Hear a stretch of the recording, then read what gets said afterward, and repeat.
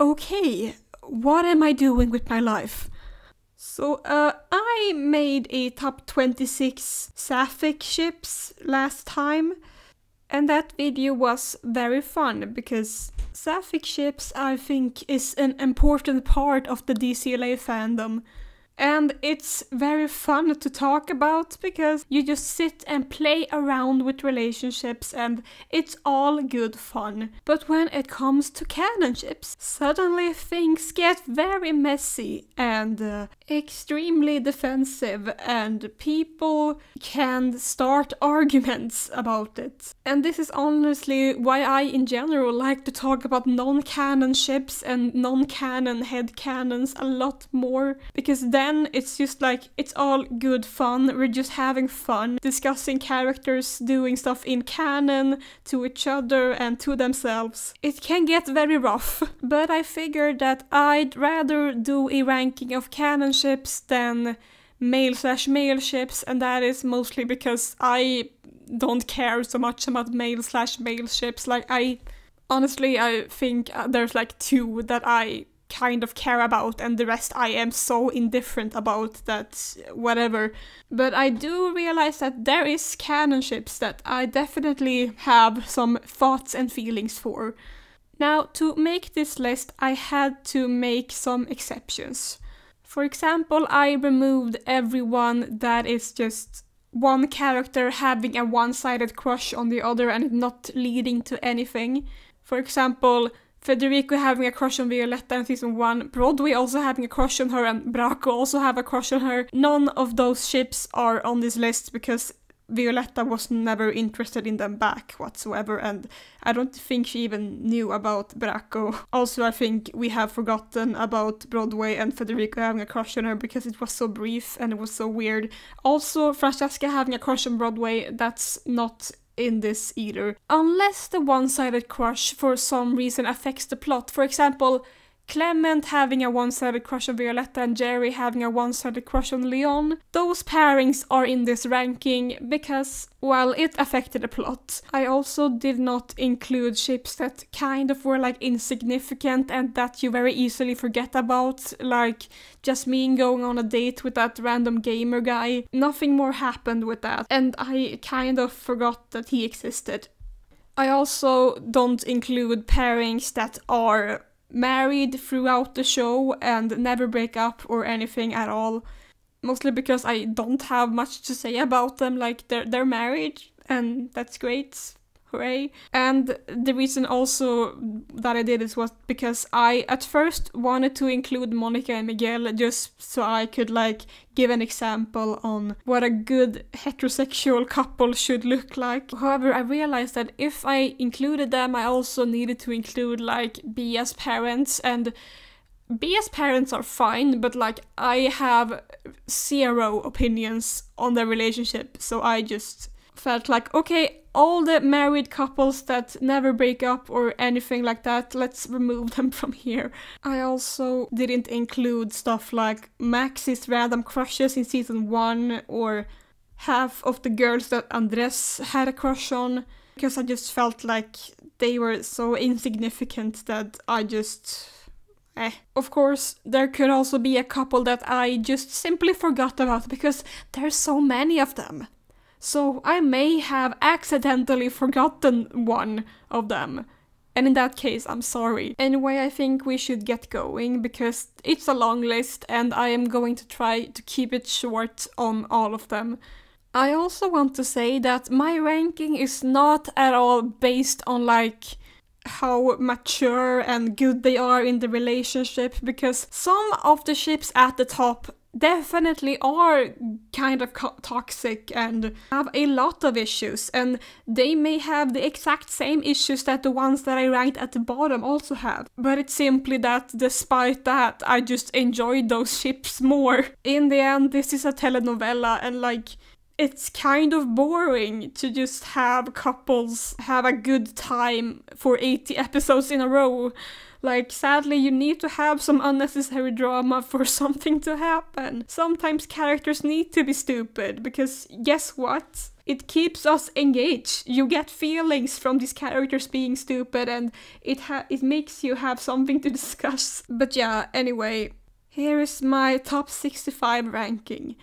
At the very, very bottom, we have German and Angie. This is at the very bottom because I just feel so enraged by their relationship. Angie did not at all deserve him, and German was just a terrible boyfriend and fiancé to all of his other women because he constantly tried to cheat on them with Angie. And maybe you say, well, Angie wasn't perfect either. No, she wasn't. But you know what? In this situation, German was way more in the wrong than she was. I don't care that German supposedly was a better person at like season 3. I won't forgive him for all his crimes in the past seasons and how much he both has hurt Angie and also everyone else around him. I never saw the appeal of them, and I hate that the show ended with their wedding. Angie deserves so much better. Next up is Benicio and Ambar. What can I say? Benicio is a douchebag and he deserves no one. He should be deported and banned from entering the country ever again. The thing is, with some of these ships, I can be like, oh, well, they're just teenagers and they might mature and change when they're adults, but not Benicio. He may be a teenager, but he will never change. He's far too gone. Number 63, we have German and Jade. The show constantly wants to frame Jade as the villain here, and I'm not saying she's entirely innocent, because she definitely isn't, but once again, German is the bigger douchebag here, because Jade genuinely wanted the relationship to work, and he just had no interest in her. I'm glad she moved on from him. Okay, of course, in like season 2 and season 3, it was mostly Jade's fault to like keep inserting herself in German's life. Especially in season 3 where like she kept making new keys into his home. But like, yeah, I don't know, German was mean to her in season 1, okay? None of them are good for each other, and I'm happy that Jade moved on, and I'm kind of sad that they made her like a psycho ex that kept stalking him, because I see so much more potential for her. She could have done something so much better than that. Number 62 is Paula and Antonio from Bia. Now, they were a married couple and they divorced, and I'm very happy about that because they should stay divorced. This is a case where like you keep wondering who is the worst person out of them. And it's obviously Antonio, because Paula at the end of the day just wants to be a good mother and be there for her sons, but Paula at the same time is like pretty overbearing and annoying and judgmental, and assumed that her son's girlfriend was the one that murdered her other son, which is so far-fetched. But also Antonio just makes my blood boil too. He literally cheated on his wife, and she, for some reason, kept being married with him for like over almost 2 decades. Until she finally divorced him, and good for her. Even though she's also a terrible person. Honestly, Victor should just move out of there. I don't know why he keeps staying in that house. He's like 27, he can move out. Number 61, we have Felipe and Ludmilla. I don't like Felipe, and I don't like that he kissed Ludmilla without her consent. And he was annoying. Number 60, we have Felipe and Nati. I also hate him with Nati. Can he please leave both Ludmilla and Nati alone? This is ranked a little higher just because at least his relationship with Nati wasn't as overbearing and ended pretty quickly, but also, no. Number 59, we have Simone and Daniela. Yeah, Daniela was a bitch and I hated every second of her screen time. And it would have been much more fun if maybe she had a crush on Luna and didn't know how to handle it, and that's why she started to like date Simone to make Luna jealous. That is the only way that I would have accepted her being here. But that was not the storyline, and the main storyline was so fucking weird, and I don't know why it needed to happen, and I'm happy that she just disappeared too. I hate her so much. Number 58, we have Jerry and Leon. Jerry is the most annoying character in all of Violetta and no one deserves her. She's also completely delusional, thinking that she has a chance with Leon. Luckily, nothing ever happened between them, but since her presence affected the plot so much, I have to have her and Leon on this list. I wanna punch Jerry in the face. Number 57, we have Tomas and Violetta. So I don't know how they were planning to have Tomas and Violetta be the endgame, because they really did not do a good job with that. I think I also have a harder time even visualizing them being a thing, simply because I know that they won't. However, I do remember being a kid back when only season 1 was out, and I legitimately did not know if Violetta was going to end up with Leon or Tomas, because honestly, in season 1 it was pretty unclear.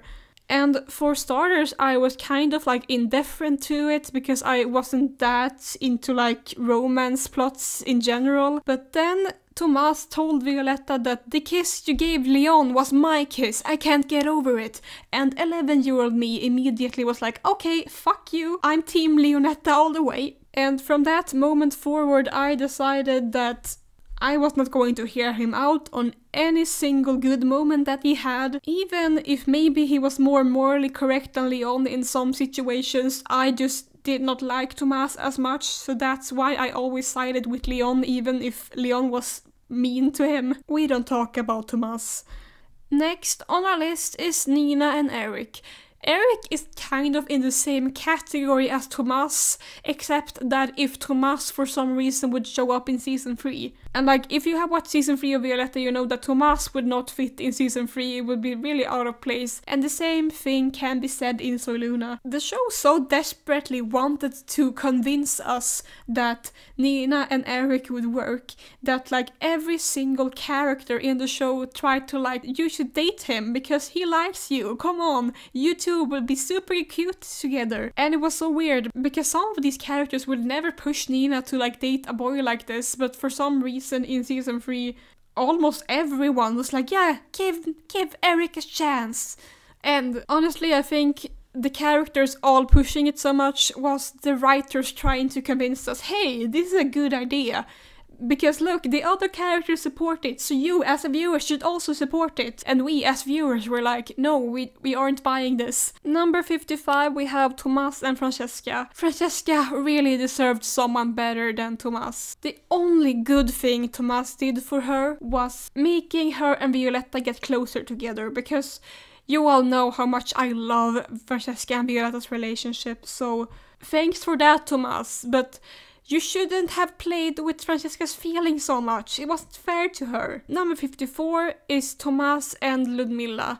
And this is ranked higher only because it didn't lead too much, so I could skip over it, but I also don't understand why 3 different girls all had a thing for Tomas. What is it about him that you liked? He's just some guy.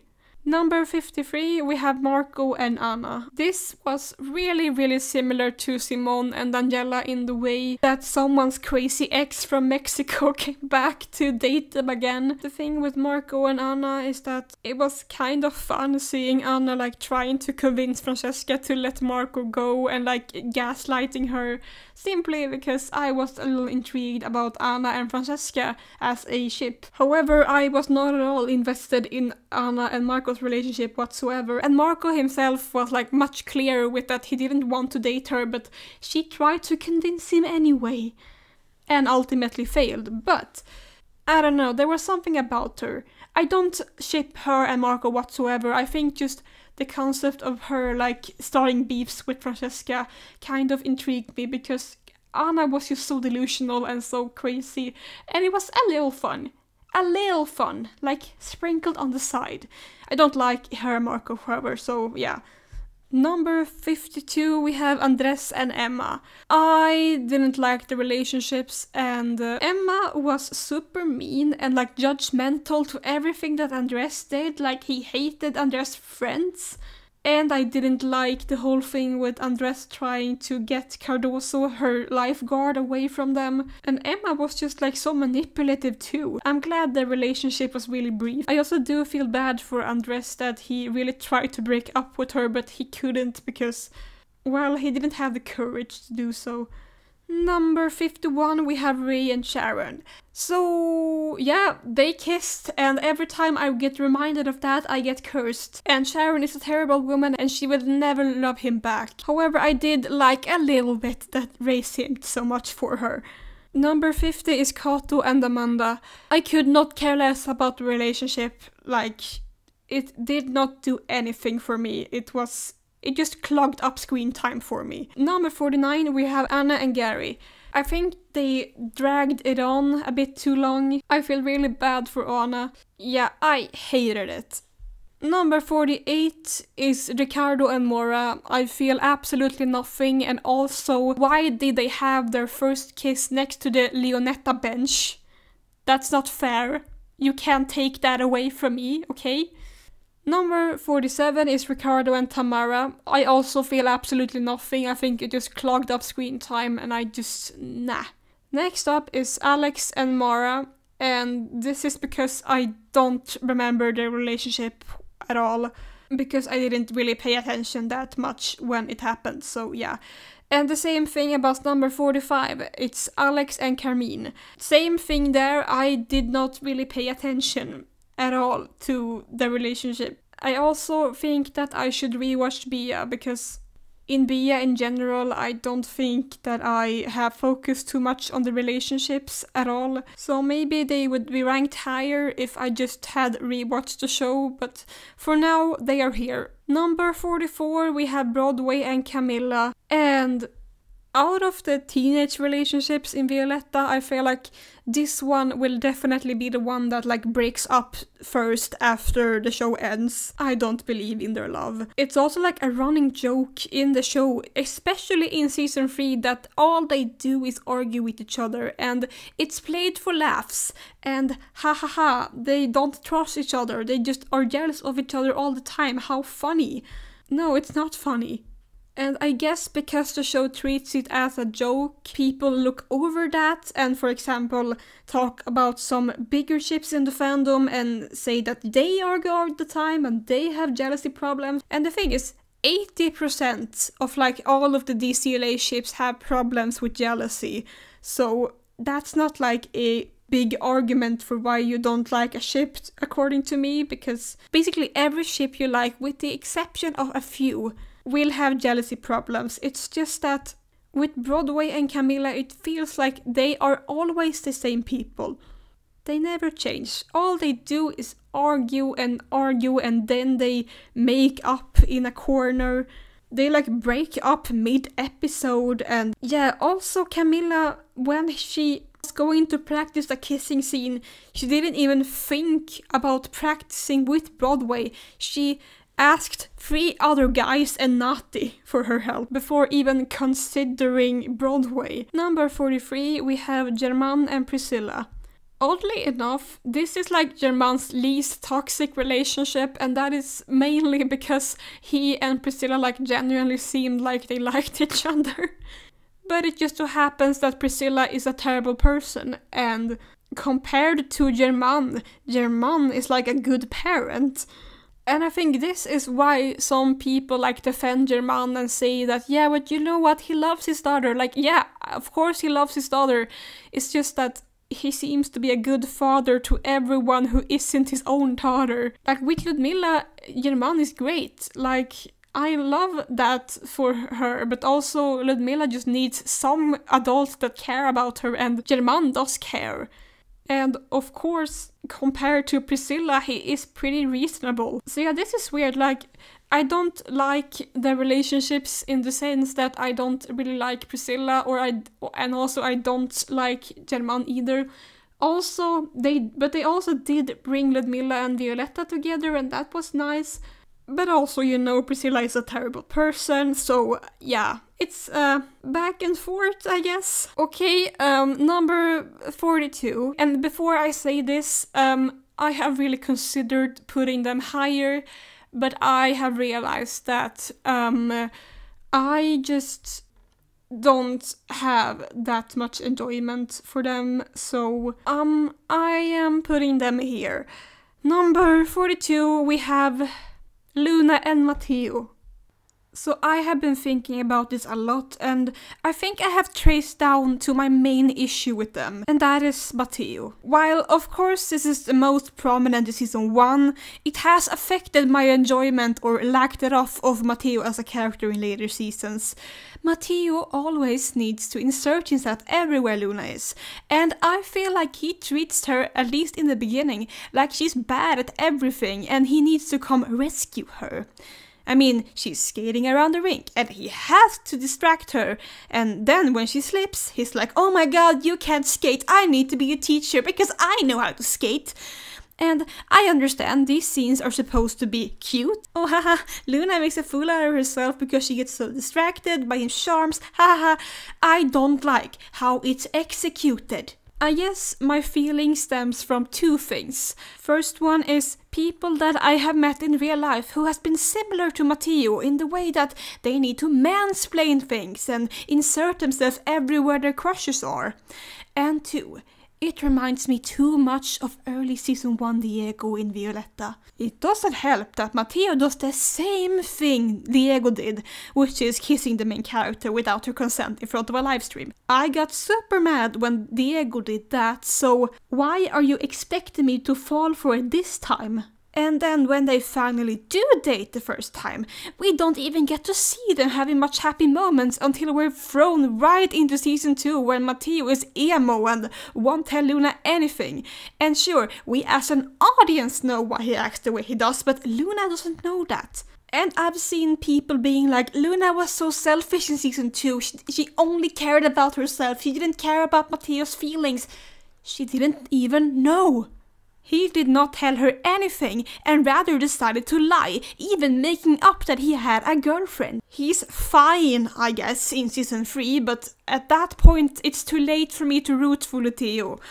I wanted Luna to end up single. So yeah, in summary, my main issue with Matteo is Matteo as a character. I think Luna can do better. And I know a lot of people are Matteo apologists, and I am not a Matteo apologist. I am, however, a Luna defender, so if anyone says to me that Luna is selfish and doesn't care about Matteo's feelings and doesn't respect him or whatever, I will defend her. I will also defend Luna from some other things that people say that she does that I don't really think she actually does.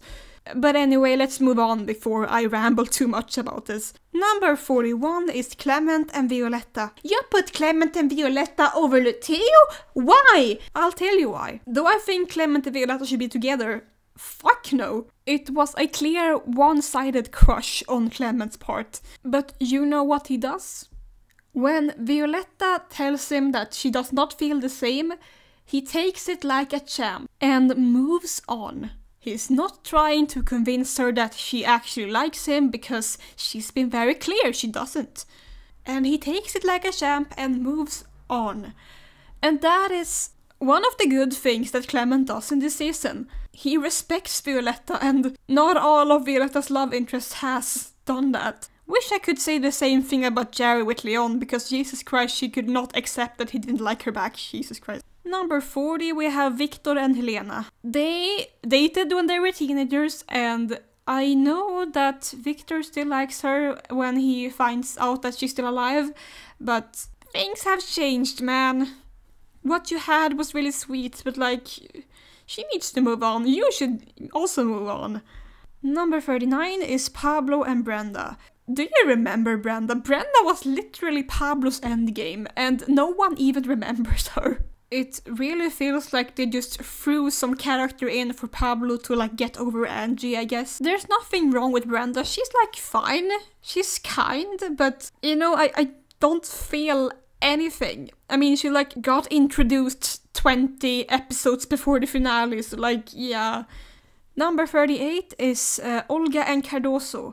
I didn't feel much of anything at all with them. I think it was a little cute that Cardoso really tried to be with Olga, and yeah, it was like, okay, but also I don't care about Olga's love life, man.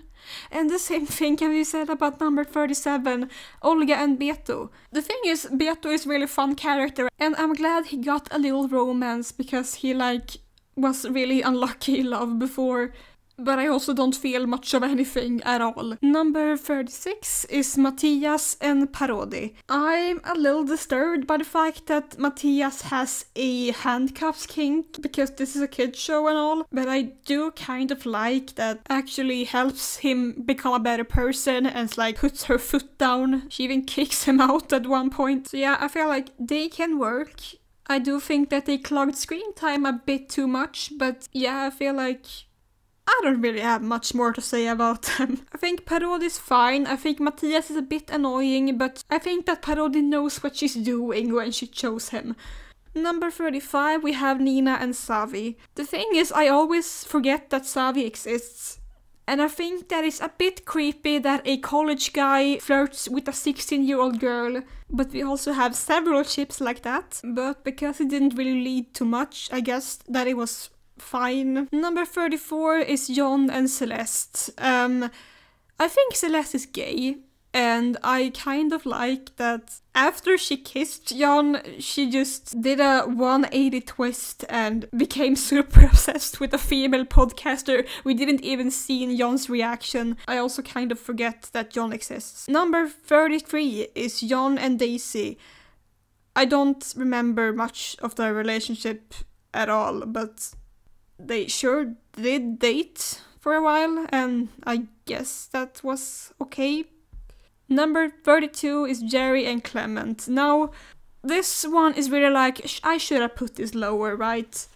I guess it's here because I remember it more than some of the previous ships.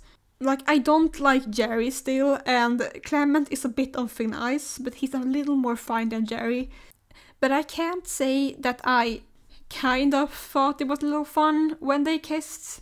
Especially when Jerry was super mad at him at the end of season 3 and then just after yelling at him, kissing him. I mean, I guess that they deserve each other at the end of the day.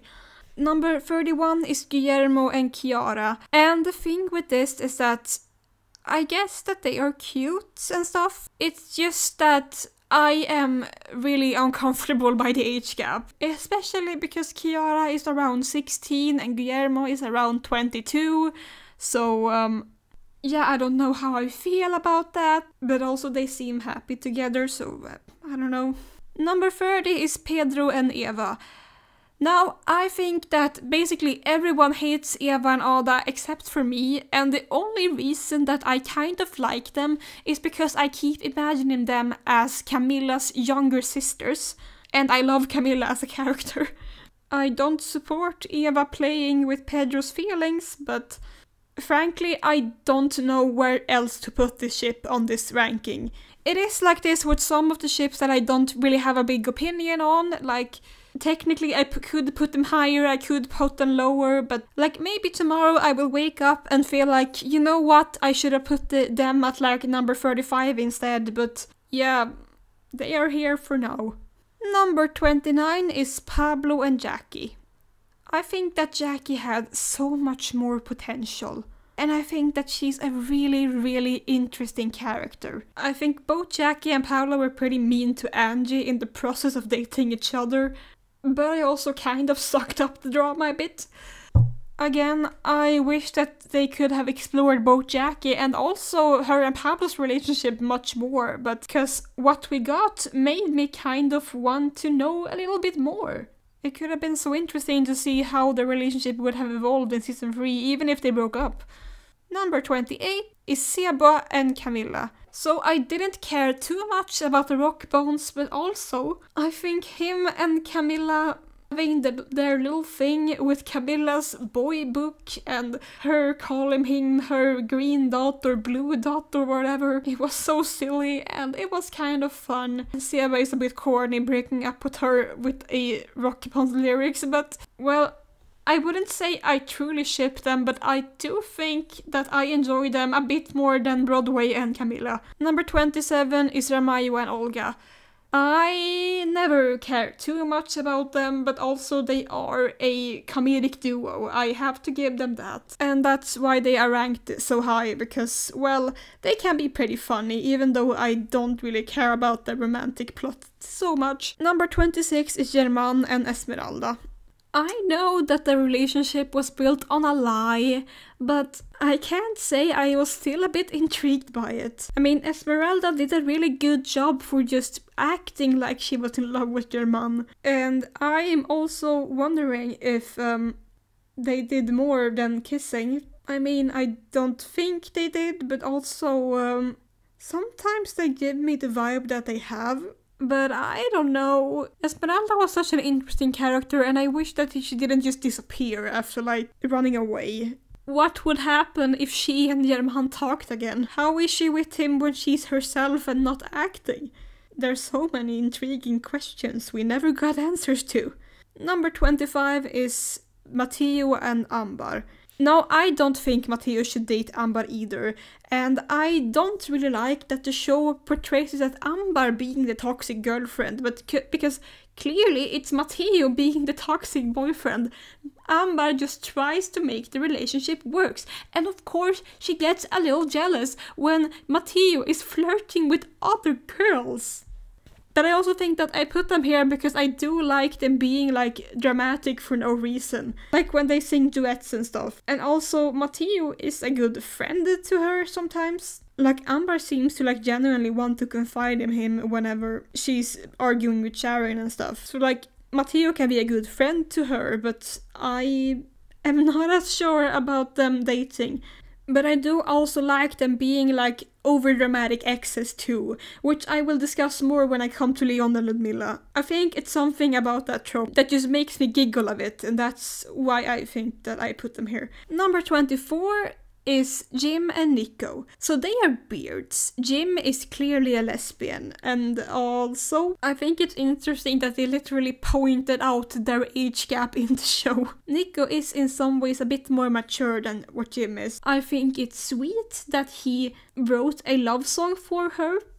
The funny thing is that Jim didn't even seem to care too much about it. I also love that they have the most casual breakup ever. I don't know why I think it's so funny, but their friends literally having to push them together like they're in some middle school playground. It's a bit funny to me. I don't ship them and I don't care too much about them, but also they had some fun moments. Number 23 is Pixie and Luan from Bia. This one is interesting because I felt this big vibe that Pixie was a lesbian, but also she and Luan were kind of cute together. I don't know, they were both like gamer nerds too, so they could like talk about gaming and stuff. They were just two little nerds and it was fun. Number 22 is Ray and Maggie. I do love that Maggie kind of got Ray out of his shell a bit, and she's a much better girlfriend to him than Sharon ever would be. Number 21 is Nico and Ada. This is the weirdest endgame ever. Did anyone predict this to be the endgame? Because I certainly didn't. And really, I have no opinion about it. It's just that I don't want Jim and Nico to be endgame either, because I think Jim is a lesbian. So I put this higher because I was like, well, at least they are endgame, so I guess. And I put this higher because I was like, you know what? I don't care about Nico's endgame, and this was a completely fine endgame, so yeah. Number 20 is Luna and Mitchell. The thing with this is that I keep thinking about the concept of what if Mitchell was a girl named Michelle? Because in Soy Luna, when Mitchell arrives, everyone thinks that he's supposed to be a girl named Michelle, and I keep wondering how the plot would have been if he was a girl named Michelle. And that can be why I put Luna and Mitchell so high, because I just keep thinking about the gender-bent version of Mitchell. What can I say? I yearn for the sapphics. But beside that, I also think that Mitchell was a pretty okay character. I knew that him and Luna never would be a thing, and I also really can't say that I ship them that too much. Honestly, with the Canon ships, the only ones that I really do ship is like at the top 5, really. Everyone else is sort of like, I either dislike them or have no opinion, or like I like them fine but I wouldn't say I ship them. And you know, I think that Mitchell and Luna's relationship was pretty decent. Also, I do think he was similar to Clement in the way that he could take a no and he could respect that Luna didn't like him back. I don't too much appreciate that he kissed her without her consent, but at least he apologized right away. Number 19 is Jam and Ramiro. Once again, Jam is another character that is 100% a lesbian, and my evidence for this with Ramiro is that every single time that she and Ramiro start dating, she seems to find every way possible to break up with him again. What I've seen from the show is that Jam never really likes him that way. It's more that everyone else wants her to date him because he likes her, so she should like him back. So everyone for the entirety of season 1 and season 2 tries to push her that she needs to date him. And people don't really talk about this as much, and I think it's because Jam and Ramiro are secondary characters, so people don't really care as much, but Jam is one of my favorite characters, so I care deeply. People pushed Jam so much that she needed to date Ramiro, to the point where I think that she convinced herself that she did like him like that, but she didn't. It's very clear that the second they start dating, she just like threatens him that she wants to break up with him and tries to come up with an excuse to do so. And that may be another theory to why she was so harsh on him in season 3, because she reminds him so much about the heteronormativity, that you should like him, that you should like boys. And by season 3 she has realized that she's a lesbian, so she tries to push him further away. Now this is of course my headcanons, and if you're someone who's like, actually Jam is super straight, you're wrong, it's my headcanons, please. We're just having fun. I do, however, like Jam and Ramiro's relationship as friends.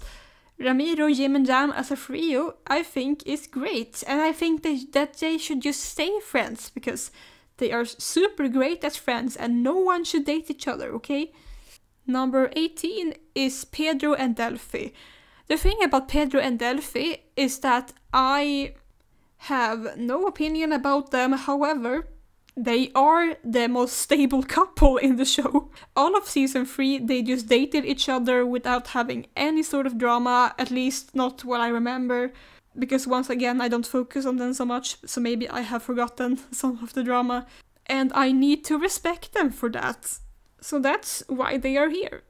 Number 17 is Ludmila and Leon. I think that their relationship is so funny because yep, it was the correct thing to break up, but they are also the most dramatic and funny exes because they in no way want each other back, but they can still joke about the fact that they dated each other and tease each other so much about it. They're funny exes, and yeah, I like it. Number 16 is Pietro and Daisy. Honestly, they're so cute together.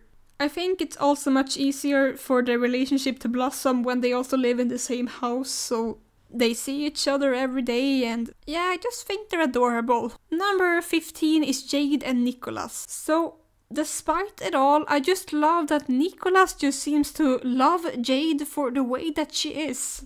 It's sad that it took her a while to realize how much he values her, but once she does, I just think it's so cute. Jade deserves a man like that. Number 14 is Lara and Leon.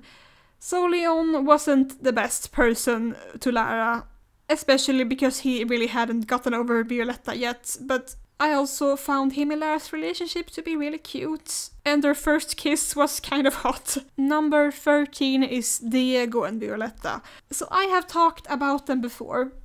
And yes, I really don't like how Diego comes in, keeps inserting himself everywhere in Violetta's life, literally stalks her, harasses her, kisses her without her consent, him kissing her without her consent in front of a live stream, and everyone blaming her was one of the things that made my blood boil. So why have I put them at number 13? What is this? They should be ranked much lower, don't you think? Yes. But the thing is with Diego and Violetta is that It's so abundantly clear that they will not be endgame. From the moment season 2 starts, it is very clear that Violetta still likes Leon and will always like Leon way more than she will with Diego. And that makes me also appreciate their short dating period for what it was. Because Diego does something similar to us as an audience that he does with Violetta. We are just as enraged as Violetta is when he harasses her and stalks her and annoys her. But then in some weird way, he just makes Violetta give him a chance. And he makes at least me also feel like I should give him a chance. Especially when all of a sudden he shows up with a clown nose and suddenly you're like, oh my god, what is happening? I hated you 2 episodes earlier and now you're doing this. We get Stockholm syndrome. And there's so much about the relationship when they are actually dating that is so sweet. However, you should also remember that it's just fake. And that's what makes it so complex. You know that even though they have their good moments, sooner or later it will all come crashing down. And it did. But I guess I'm just a sucker for that drama. I'm glad that Diego and Violetta aren't endgame. But I think dating each other was a really good experience for them because I think that it made them reflect on things, especially for Diego to reflect on things. And it made him be a better person in the next season. Number 12, we have Camilla and Maxi. So I absolutely think that Camilla and Maxi should just be friends.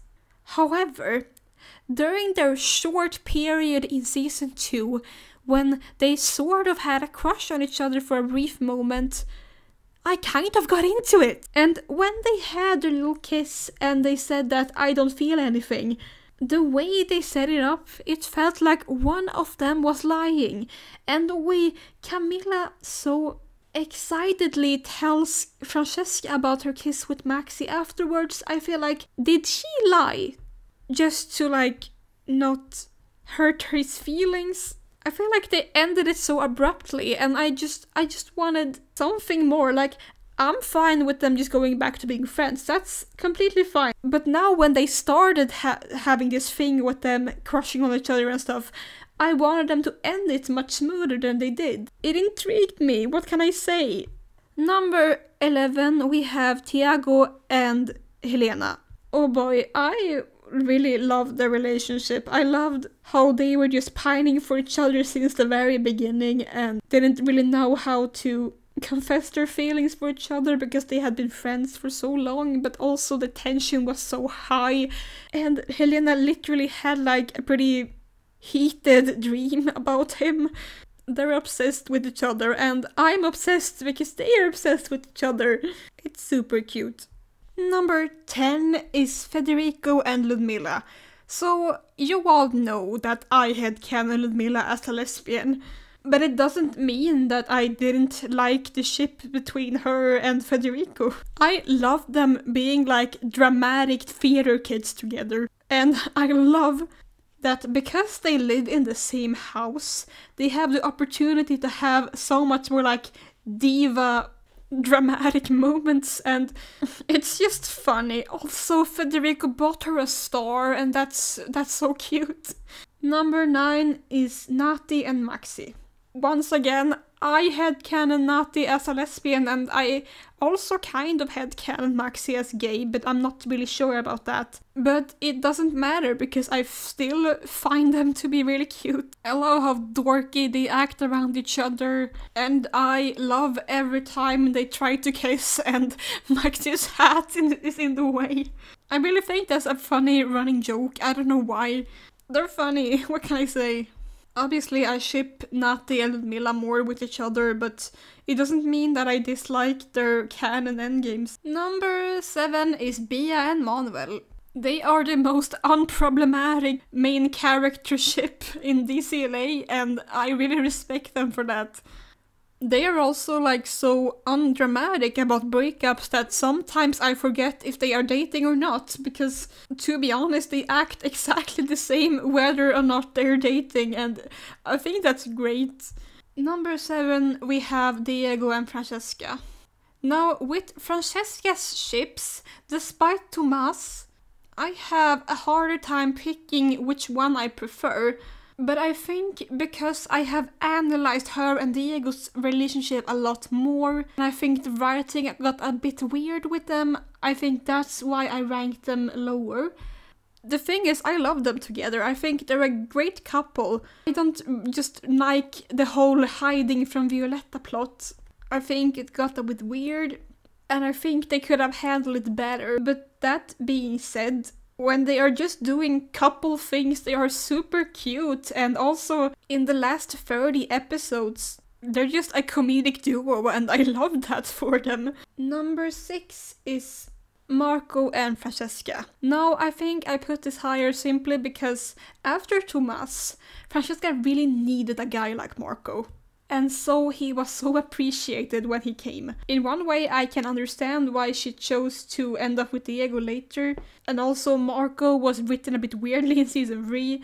And in season 2, they arguably did have a lot of jealousy and trust issues, which also a lot of other characters had too, so it wasn't just them. But I don't know, there's something about them, I think they're so adorable still. Especially their meet cute. The first time they meet and Marco just drags her up on stage, it gets me every time. No one else has that iconic of a meet cute. Number 5, we have Gaston and Nina. So whose idea was it to not pick them endgame? It was the worst idea anyone could ever have. Like, they could have just maintained a long-distance relationship and it would have been fine. But I guess that would mean that Nina wouldn't have anything to do all season, so she needed to date someone else. Here's a tip, Dcla writers. You can have a plotline without having romance. Just look at Jim in season 3. She didn't have any romantic plot at all in season 3. She just focused on her band and her dancing audition. And Nina could have done something similar. She could have, I don't know, go watch different roller skate competitions and blog about it like she said that she wanted to do. That could be a thing, that sometimes she's busy because she needs to go to different roller skate competitions. That never happened in all of season 3. Nina and Gaston it's so hard not to love them. I feel like the only way you would dislike them is if you would dislike one of the characters. And it's really, really hard to dislike any of them as characters. They're so sweet and fuzzy and I love them. Number 4 is Pablo and Angie. They should have been endgame. I have so many feelings about Pablo and Angie. I completely fell in love with them in season 1. And then, to show that they never would be endgame, they decided to have Pablo be an asshole for the beginning of season 2 for some reason. And then he gives Angie his clock before she goes to France, and I just remember, oh my god, but he loves her! And then Angie came back from France because of Pablo, because she wanted to check on him. Oh my god, they make me insane! Number 3. We have Luna and Simon. So I was thinking so much about, should I put them at number 2 or number 3?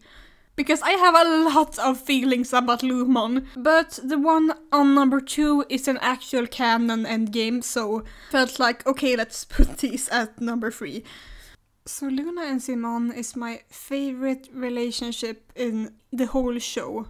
And I knew going in that no matter what happened, they wouldn't be endgame, but it didn't stop me from falling for them anyway. I'm just obsessed with everything about them, the way they support each other, the way they can't be away from each other, the way Simon literally moves to another country to be close to Luna. Some people say that Luna didn't like him back when they dated briefly, but honestly, to me, I feel like, yes, Simone did like her way more than she liked him that way, but she also did kind of question her feelings for him in season 1. Also, people saying that she technically cheated on Simone with Matteo. No, the fuck she didn't. I'm also so obsessed in the way that they can date and then they can go back to being best friends again and even become stronger afterwards. They truly are soulmates, platonically or romantically. I did not like Luna's sudden crush on him in early season 3, but similarly to Camilla and Maxi, I really would have wondered what would have happened if things had ended differently. What would have happened if Luna spoke first? It would have been awkward between her and Simone, but because she never confessed to him, he never found out, and he knew that she was lying to him and that there was something on her mind that she didn't want to tell him. I also did not like that they played it off as Simone being quote-unquote confused when he had a crush on Luna, because you aren't confused when you move to another country to be with your soulmate. I don't really like how they spat in our faces about Lumon. They don't have to be endgame, but like, don't treat it as if it was a joke. I will say that I think that Luna would be best if she ended up single, but I think that Simone would be the best option for her if she ended up with someone. It's just that Simone is also very compatible with another character, and that leads us to number 2, which is Simone and Ambar. So this is why I don't like that the writers chose to not take Lumon seriously and like spit in our faces, because Lumon needed to happen for Simbar to happen. Simone needed to get over Luna so he could develop his feelings for Ambar. And Ambar really deserves a guy like Simone. Yeah, I really don't understand how anyone can't fall for them. They are definitely the most mature ship too. Sometimes they forget that they are in a kids show, and all of season 3 is just Ambar thirsting for him, and Simone definitely thirsting for her back. I love their relationship so much, and they are probably the only endgame in Luna that I feel completely satisfied with. And then we come to number 1, to no one's surprise at all. My number 1 is Leon and Violetta. They are a mess.